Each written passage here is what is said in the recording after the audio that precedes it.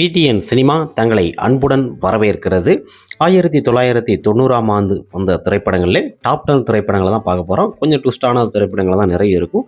குறிப்பாக ஒரு 10 திரைப்படங்கள் எந்த திரைப்படங்கள் டாப் 1ல் இருக்குன்னு சொல்லி வரிசையாக நம்ம பார்ப்போம். வாருங்கள். 1990 வெளிவந்த டாப் 10 10ஆம் இடத்துல பார்க்க போகும் திரைப்படம் தான் உறுதிமொழி திரைப்படம் 1990ஆம் ஆண்டு ஆர்.வி. உதயகுமார் இயக்கத்தில் வெளிவந்தது. இந்த திரைப்படத்திற்கு இளையராஜா அவர்கள் இசையமைத்திருப்பார். இளையதிலகம் பிரபு, கீதா, அதனைத் தொடர்ந்து பார்த்தீங்கன்னா சரத்குமார், ஆனந்தராஜ் போன்ற பலர் நடிச்சிருப்பாங்க. ஒரு சூப்பரான ஒரு திரைப்படம் தான். ஜெயில் கைதியாக இருப்பார் இன்ட்ரடக்ஷனில். அங்கேருந்து தப்பிச்சு வந்து ஹீரோயினுக்கு தாலி கட்டிடுவார்.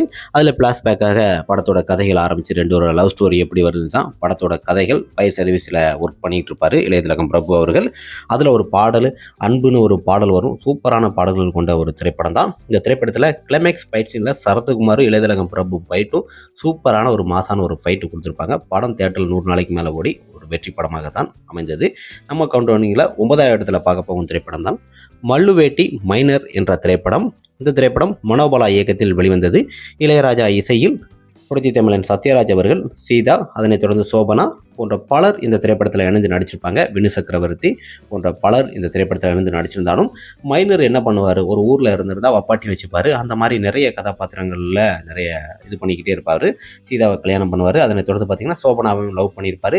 இந்த மாதிரி சில்முசமான சில விஷயங்களை பண்ணிக்கிட்டு இருப்பார். ஊரில் பஞ்சாயத்துக்கு அந்த மாதிரி அடாவடி நிறைய விஷயங்கள் பண்ணுற ஒரு சாதாரண ஒரு கிராமத்தை சார்ந்த ஒரு கதைகளமாக இருந்தாலும் படம் தியேட்டரில் 100 நாளைக்கு மேலே ஓடி ஒரு சூப்பரான ஒரு சோக பாடலாம் பார்த்தீங்கன்னா சூப்பராக அமைஞ்சிருக்கும். படத்தோட கிளைமேக்ஸ் வரைக்கும் விறுவிறுப்பான ஒரு திரைப்படம். திரையரங்கில் 100 நாளைக்கு ஓடி ஒரு வெற்றி படமாக அமைந்தது. கவுண்டவிங்கில் 8ஆம் இடத்துல பார்க்க போகும் திரைப்படம் தான் வைகாசி பிறந்தாச்சு என்ற திரைப்படம். இந்த திரைப்படத்தை ராதா பாரதி அவர்கள் இயக்கியிருப்பார். தேவா இசையில் பிரசாந்த் அவர்கள், காவேரி போன்ற பலர் இந்த திரைப்படத்தில் இணைஞ்சு நடிச்சிருப்பாங்க. கேஆர் விஜயா போன்ற பலர் இணைஞ்சு நடிச்சிருந்தாலும் படம் ஒரு சூப்பர் டூப்பர் ஒரு ஹிட் திரைப்படமாக அமைந்தது.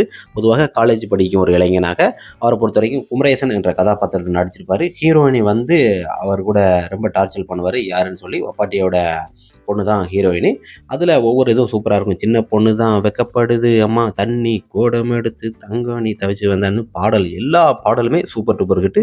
திரையரங்கில் இந்த திரைப்படம் 100 நாளைக்கு மேலே ஓடி மிகப்பெரிய ஒரு வெற்றி திரைப்படமாக அமைந்தது. நம்ம கவுண்டிங்கில் 7ஆம் இடத்துல பார்க்க போகும் திரைப்படம் தான் அவசர போலீஸ். இந்த திரைப்படத்தை பொறுத்த வரைக்குமே புரட்சித் தலைவர் எம்ஜிஆர் அவர்களை கண்டினியூ வச்சு தான் எடுத்திருப்பார். பாக்கியராஜ் அவரோட இயக்கத்தில் மேசு விஸ்வா அவர்கள் இசையமைத்திருப்பார். இந்த திரைப்படத்தில் கௌதமி அவர்கள், அதனைத் தொடர்ந்து பார்த்தீங்கன்னா சில்க் சிமிதா போன்ற பலர் நடிச்சிருப்பாங்க. பாக்கியராஜ் அவர்கள் இரட்டை வேடத்தில் நடிச்சிருப்பாங்க. புரட்சித் தலைவர் எம்ஜிஆர் அவர்கள் ஒரு சீனில் வர்ற மாதிரி படத்தில் பார்த்தீங்கன்னா ஃபைட்டும் இருக்கும். ஒரு பக்கம் பார்த்தீங்கன்னா போலீஸ் அதிகாரியாக இருந்தாலும் ஒரு பக்கம் கொஞ்சம் பயந்த சுபாவமாக தான் நடிச்சிருப்பார். ஃபைட் சீனும் சூப்பராக இருக்கும். படத்தில் கலக்கலான ஒரு காமெடி. இன்னொரு விஷயம் என்னன்னா ரெண்டப்பான்னு அந்த பையன் சொல்கிற அந்த கேரக்டர் இருப்பாருங்க. இன்றைக்கும் பார்த்தோம்னா அந்த படத்தை சிரிச்சுக்கிட்டே இருக்கும். திரையரங்கு 100 நாளைக்கு மேலே ஓடி நல்ல ஒரு வெற்றி படமாக அமைந்தது அவசர போலீஸ். கவுண்டூரில் 6ஆம் இடத்துல பார்க்க போகும் திரைப்படம் தான் இணைந்த கைகள். என்.கே. விஸ்வநாதன் இயக்கத்தில் ஆபாவனன் அவர்கள் ஸ்டோரி பண்ணியிருப்பார். மனோஜ் கயான் அவர்கள் இசையில் ராம்கி, அருண் பாண்டியன், நிரோஷா போன்ற பலர் இந்த திரைப்படத்தில் இணைஞ்சு நடிச்சிருப்பாங்க.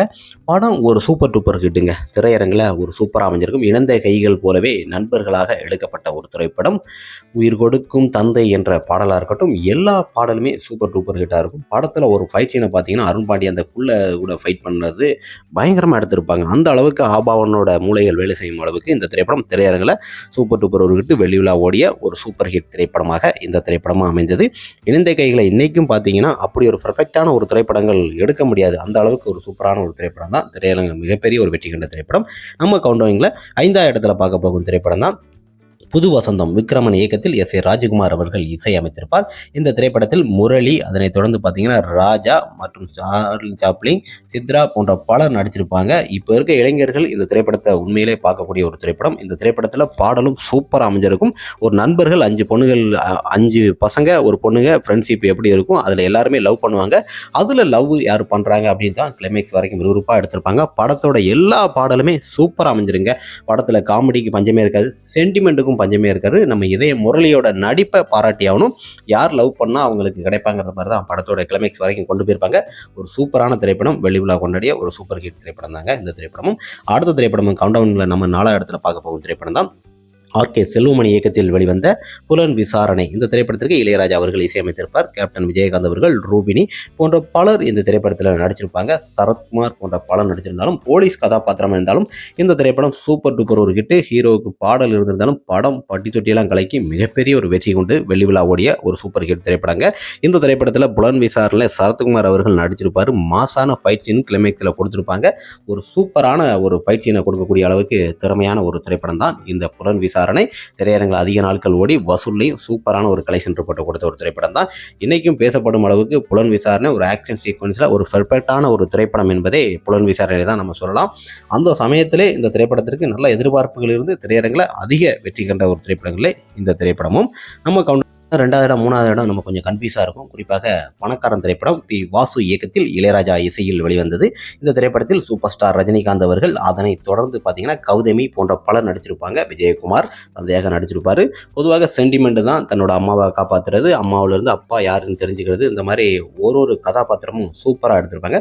இந்த திரைப்படத்தில் இருக்க எல்லா பாடலும் சென்டிமெண்ட்டாக இருக்கும். அம்மா வந்து சொன்னால்தான் அப்பாவின் பேர் தெரியுமா என்கிற அளவுக்கு திரையரங்கில் இந்த திரைப்படம் 175 நாள் ஓடி வெள்ளி விழா கொண்டாடிய ஒரு சூப்பர் டூப்பர் ஒரு பணக்காரன் வசூல் ரீதியாக மிகப்பெரிய ஒரு வசூல் கொடுத்தது 1990. அந்த அளவுக்கு ஒரு மாசான திரைப்படத்தை கொடுத்துருப்பாங்க. கிளைமேக்ஸில் தன்னோட அம்மாவையும் அப்பாவையும் காப்பாற்றுவார். அந்த காரில் போகிற சீனாக இருக்கட்டும், ஒவ்வொரு இடத்துலையும் இஞ்சி பைனாக சூப்பர் ஸ்டார் ரஜினிகாந்த் அவரோட ஸ்டைலு இந்த திரைப்படத்தில் மாஸ் பண்ணியிருப்பார். படமும் தேட்டரில் மிகப்பெரிய ஒரு வெற்றியாக கொண்டாடப்பட்ட ஒரு திரைப்படம் தான் பணக்காரன். வசூல் ரீதியாகவும் சரி வெள்ளி விழா கொண்டாடிய சூப்பர் ஹிட் திரைப்படம்.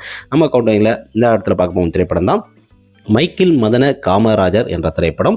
சிங்கத சீனிவாசராவ் இயக்கத்தில் வெளிவந்தது. இளையராஜா இசையில் 4 வேடங்களில் உலகநாயகன் கமலஹாசன் அவர்கள் நடிச்சிருப்பார்.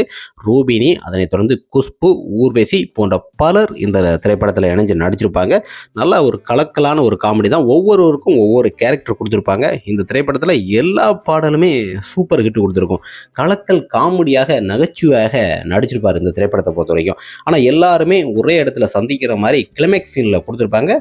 ஒரு முறை பார்த்தீங்கன்னா 2 பேரும் ஒன்றா சந்திப்பாங்க. அண்ணன் தம்பி இரட்டையர்கள் ஒரே மாதிரி இருப்பாங்க. அந்த மாதிரி 4 பேர்களையும் வைத்து எடுக்கப்பட்ட ஒரு சூப்பர் திரைப்படம் தான். பொதுவாக ட்ரோன் எதுவுமே இல்லாத காலகட்டங்களில் பர்ஃபெக்டாக இந்த திரைப்படத்தை கொடுத்துருப்பாரு சிங்கத சீனிவாசராவை பொறுத்த வரைக்கும். உலகநாயகன் அவர்களுக்கு 2-3 சில்வர் ஜூப்ளிங் திரைப்படத்தை கொடுத்துருக்காரு. இந்த திரைப்படமும் திரையரங்கில் 175 நாளுக்கு மேலே ஓடி வசூல் ரீதியாக கலெக்ஷன்லையும் மிகப்பெரிய ஒரு பட்ஜெட்டில் மிகப்பெரிய ஒரு வெற்றி கொடுத்தது. குறிப்பாக இந்த திரைப்படம் பொறுத்த வரைக்குமே நல்ல ஒரு கலக்கலான ஒரு காமெடி கலந்த நகைச்சுவையான ஒரு திரைப்படம் தாங்க மைக்கேல் மதன காமராஜர் சூப்பர் ஹிட் திரைப்படம். நம்ம டாப்ல 1ஆம் இடத்துல பார்க்க போகும் திரைப்படம் என்பது சத்திரியன். கே. சுபாஷ் இயக்கத்தில் இளையராஜா இசையில் பானுப்பிரியா, ரேவதி, திலகன் போன்ற பலர் நடிச்சிருப்பாங்க. கேப்டன் விஜயகாந்த் அவர்களுக்கு அந்த சத்திரியன் திரைப்படம் ஒரு மாசான ஒரு திரைப்படமாக அமைந்தது. கே. சுபாஷ் இயக்கத்தில் டிஃப்ரெண்டான கதாபாத்திரங்கள் நிறைய கொடுத்திருந்தாலும் விஜயகாந்த் அவர்களுக்கு அந்த சத்திரியன் என்ற கதாபாத்திரம் பழைய பன்னீர்செல்வமாக வரணுங்கிற அந்த வசனமும் அந்த ஃபைட்டினும் படத்தில் ஒரு கட்டத்துக்கு மேலே பார்த்தீங்கன்னா வெள்ளை வேஷ்டி சட்டை தான் போலீஸோட இதே காட்ட மாட்டாங்க. அதுக்கு பிற நம்ம கேப்டன் என்ன பண்ணாருங்கிறது தான் படத்தில் கிளைமேக்ஸ் வரைக்கும் படம் விறுவிறுப்பாக இருக்கும். படத்தில் ஃபைட் சீனும் பாடலும் எல்லாமே வேறு லெவலில் கொண்டு போயிருக்கும். இந்த திரைப்படத்தை போல் எந்த ஒரு திரைப்படமும் எடுக்க முடியாது. அந்த அளவுக்கு ஒரு மாசான ஒரு திரைப்படம். திரையரங்கில் 200 நாளைக்கு மேலே ஓடி வெள்ளி விழா கொண்டாடிய ஒரு சூப்பர் டூப்பர் ஒரு மாசான திரைப்படம். கலெக்ஷன் ரிப்போர்ட்லேயும் சூப்பரான ஒரு கலெக்ஷன் கொடுத்த ஒரு திரைப்படம் தான் சத்திரியன் திரைப்படமும் நல்ல ஒரு வெற்றி தான். ஓகே ஃப்ரெண்ட்ஸ், டாப் 1, டாப் 2, 3ல வந்து எந்த திரைப்படம் என்பது நீங்களே கமெண்ட் பாக்ஸில் கமெண்ட் பண்ணீங்க. குறிப்பாக நான் அந்த திரைப்படங்களை பற்றி நிறைய திரைப்படங்கள் இருந்திருந்தாலும் 1990 வந்த திரைப்படங்களை டாப் 10 திரைப்படங்களை எது சூப்பர் ஹிட் திரைப்படங்கள் உங்களுக்கு பிடிச்ச மாதிரி கமெண்ட் பண்ணுங்க. கண்டினியூவாக 1990 இருந்து 2000 வரைக்கும் கண்டினியூவாக டாப் 10 திரைப்படங்களை நம்ம வரிசையாக பார்த்துட்டு இருக்கோம். நெக்ஸ்ட் ஒரு வீடியோவில் பார்க்கலாம்.